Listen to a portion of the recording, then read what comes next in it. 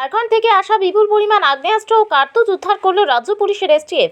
শনিবার সন্ধ্যায় বাংলা ঝাড়খণ্ড সীমানা লাগোয়া কুলটি থানার অন্তর্গত 19 নম্বর জাতীয় সড়কের উপর এসটিএফ এর একটি বিশেষ দল গোপন সূত্রে খবর পেয়ে অভিযান চালায়।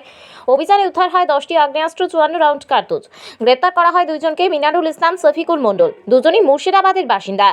সঙ্গে একটি 4 চাকা গাড়ি ও গাড়ির চালককে আটক করা হয় বলে জানা গিয়েছে। আজ সকাল 10টায় কুলটি থানার পুলিশ অভিযুক্ত দুইজনকে বরাকার স্বাস্থ্য কেন্দ্রে শারীরিক পরীক্ষা করা হয়। তাদের দুজনকে আসানসোল জেলা আদালতে তোলা হবে বলে সূত্রের খবর। একটু আগা করা দিই না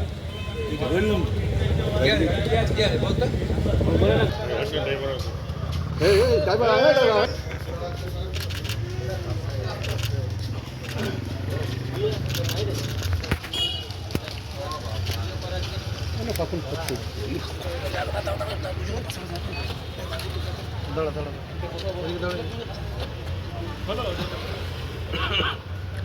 খোলা আছে